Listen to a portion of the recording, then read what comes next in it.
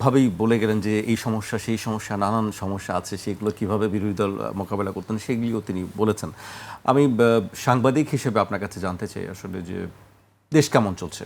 জি, ধন্যবাদ আপনাকে। আমি মান্নানবের বক্তব্যের যে অংশ শুনেছি তাতে তিনি বোঝানোর চেষ্টা করেছেন যেটা যে কাঙ্ক্ষিত পর্যায়ে দেশ চলছে না, যেটা প্রত্যাশা ছিল ওই অনুযায়ী চলছে না। এটা তো অবশ্যই সত্য, এটা বানোয়াট অভিযোগ নয়।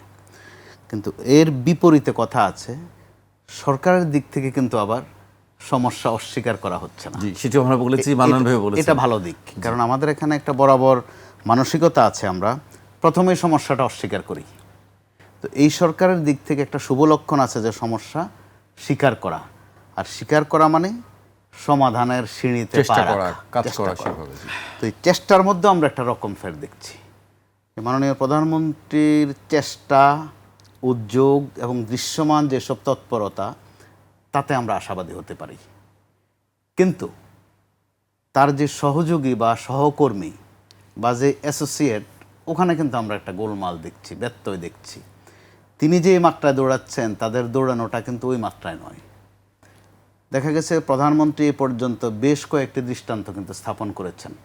এই দৃষ্টান্তের ফল কি হবে সেটা আমাদের একটু অপেক্ষা করতে হবে। তো দৃষ্টান্ত যদি আমরা একটা দুটা বলি, যে তিনি কথা বলছেন বেশ মেপে মেপে, গুনে গুনে, এই দৃষ্টান্তটা কার জন্য? অপ্রয়োজনীয় কথা বলছেন না তিনি।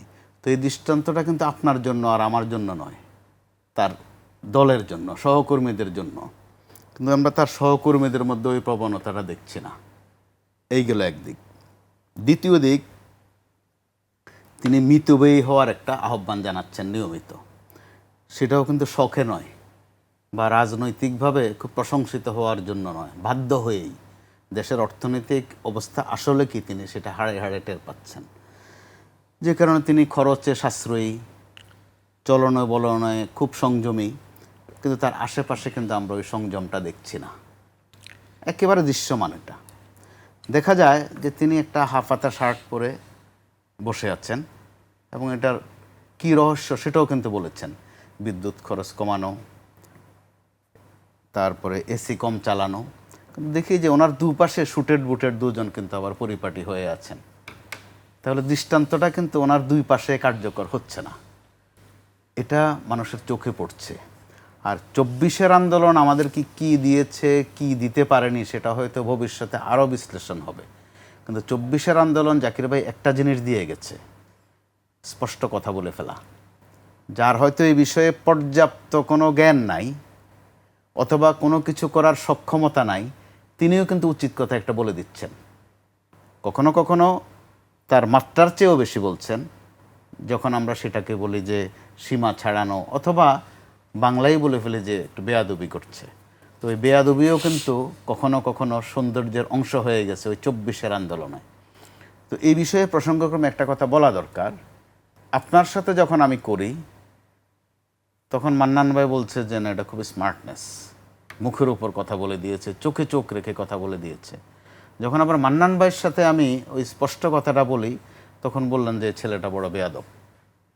অর্থাৎ একই অ্যাকশনে দুই রকম আমরা বয়ান দিচ্ছি। ওই জায়গাতেও আমাদের সরতে হবেই, সরি আর না সরি আমি আপনি সরতে হবেই। স্পষ্ট কথা বলার যেমন অভ্যাস হয়েছে, শোনার অভ্যাসও রাখতে হবে। তো এর মধ্য দিয়ে সরকার এগোবে। নগদ নিয়ে এলো হার না মানা হার অফার। সর্বনিম্ন ১০,০০০ টাকা রেমিটেন্স নগদে পাঠালে থাকছে স্বর্ণের হার জেতার সুযোগ। মান্নান ভাই যেটা বললেন আমি মনোযোগ দিয়ে শুনেছি। আজকে জামাত ইসলামের আমির যেটা বলেছেন, দুটা বাক্য স্পষ্ট।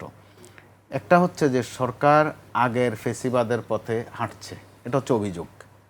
দ্বিতীয় বাক্যে বলেছেন যে সরকারকে ফেসিবাদ হতে দেয়া হবে না। তার মানে দ্বিতীয় বাক্যে আবার ভালোবাসা আছে, ফেসিবাদ হতে দিবে না সরকারকে। এটার মধ্যে একটা মহব্বত আছে, ভালোবাসা আছে, আদর আছে। আর প্রথমে যে সমালোচনাটা করেছেন বা অভিযোগটা করেছেন, সেটাকেও তো কল্যাণের অংশ হিসাবে নেওয়া যায়। সমালোচনাও কিন্তু কখনো কখনো সমাধানের রাস্তা দেয়। তো এই ক্ষেত্রে আমরা দেখছি যে প্রধানমন্ত্রী কিন্তু রিসিভ করছেন, যে কোনো সমালোচনাতে তিনি গ্রাহ্য করছেন।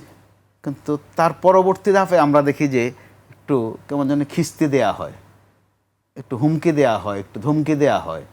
তো এটাতে কিন্তু আবার আমরা ওই গত ১৫-১৬ বছর যেটা ওবায়দুল কাদের করতেন, এক বেলা, দুই বেলা, তিন বেলা করে করতেন, আমরা কিন্তু তখনও বলেছি যে এই যে খিঁচুনি যারা দেন তারা প্রতিদিন আওয়ামী লীগকে মিনিমাম 10 হাত করে নিচে নামাচ্ছেন। আমাদের কথাগুলো কিন্তু তাদের পছন্দ হয়নি। দিন শেষে কিন্তু 24-এর 5 আগস্ট সেটাই হয়েছে। তো এখান থেকে তো বিএনপির শিক্ষা নেওয়ার বিষয় আছে। আওয়ামী লীগ পালিয়েছে, তো তাদের যেন পালাতে না হয়। কি করলে পালাতে হয় তাদের তো এই লিসন আছে, ভালোভাবে আছে।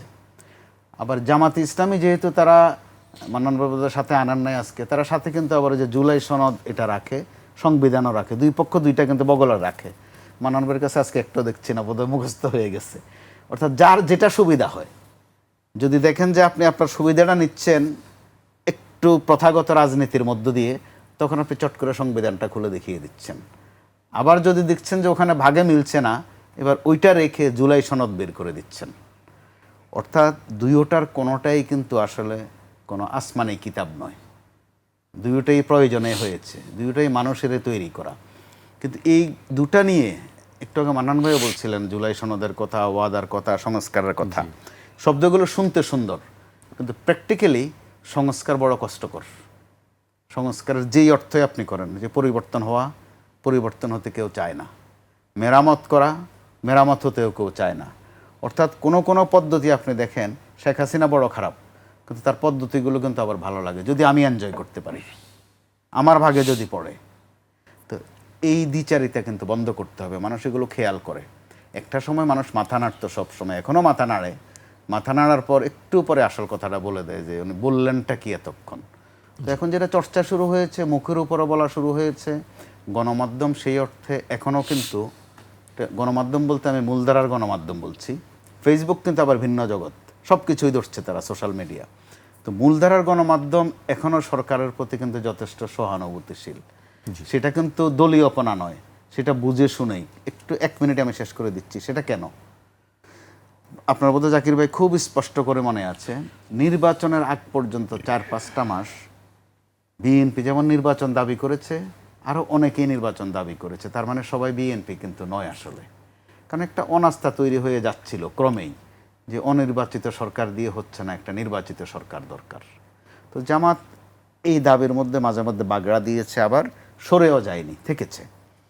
তো এখানে নেপথ্য দিক দিয়ে যে ঘটনাটা ঘটে গেছে, হয়তো এখন বললে কেউ কেউ অন্যভাবে নিতে পারেন, কিন্তু সামনের দিনগুলোতে এই বিশ্লেষণ আসবে। সেনাপ্রধানের একটা বক্তব্য তিনি বলেননি, সেটা সম্ভবত সার্জিসের মাধ্যমে আমরা জেনেছিলাম, যে প্রধান উপদেষ্টা নিয়োগে নাকি বুকে পাথর বেঁধে তিনি সহ্য করেছেন। বুকে পাথর বাঁধা কিন্তু বড় কষ্টের জিনিস। নির্বাচনের পর জামাতের আমির বললেন যে এই ফলাফল তারা মানেন না, নির্বাচন সুষ্ঠু হয় নাই, তারপরও বুকে পাথর বেঁধে এই ফলাফল তিনি মেনে নিয়েছেন। তো এই পাথরের যন্ত্রণা আমাদেরকে একটা সময়ে কোথায় নিয়ে যাবে, কে এই যন্ত্রণা কতদিন সইবেন, অথবা কে কিভাবে বিস্ফোরণ ঘটাবেন, নমুনা কিন্তু আমরা ভালো দেখছি না। মাঝে মধ্যেই দুই পক্ষ যখন যে বয়ানগুলো দেয়, আজও আছে কয়েকটা, কে কোথায় কত কামাই রোজগার করছেন, কে কোথায় কাকে পোস্টিং দেওয়ার বিষয়ে কোন লাইনে তদবিরটা করেছেন, টাকা বিনিময়টা কোথায় হয়েছে, কে দিয়ে এসেছিলেন, কে নিয়ে এসেছিলেন, এগুলো কিন্তু যারা গণমাধ্যমে আমরা কাজ করি টুকে রাখি কিন্তু সুন্দর করে। কখনো না কখনো আপনার আমার কথায় বা লেখনীতে এগুলো লাগবে। গণমাধ্যমের কাজই তো ওই আসলে জায়গা থেকে জায়গা। দল দুটার কেউই কিন্তু নিস্তার পাবে না। আমরা যেমন সরকারের 6 মাস বলছে, যে সরকার 6 মাস কি করলো, সমান্তরালে কিন্তু প্রশ্ন আছে যে বিরোধী দল 6 মাসে কি করলো। এই প্রশ্ন বিরোধী দলের সামনেও কিন্তু জবাবদিহিতার প্রশ্ন আছে, কারণ আমাদের বাস্তবতা তো বদলে গেছে। তারাও তো নির্বাচিত, তারাও নির্বাচিত, আবার কমিটমেন্ট সবাইকে আসলে প্রত্যেকে যাবে। তাহলে যেখানে প্রধানমন্ত্রীও মাঝে মধ্যে কিন্তু বিকল্প চাচ্ছেন, এটাও কিন্তু বাংলাদেশের রাজনীতির এক নতুন ধারা। এই জ্বালানি নিয়ে যখন তর্ক বিতর্ক হলো, জামাত কিন্তু এরই মধ্যে বিকল্প কিছু পরিকল্পনা দিয়েছে। আবার প্রধানমন্ত্রী সেটা আহ্বান করেছিলেন। এটা কিন্তু লক্ষণ ভালো। এতে করে সব সরকারের দোষ, সরকার পারেনি বলে এখনকার যারা বিরোধী দল তারা সাইডলাইন কেটে যাবে বা আরেকটা বয়ান দিবে সামনে, এত সহজ বোধে বাংলাদেশের রাজনীতি আর হচ্ছে না। জি।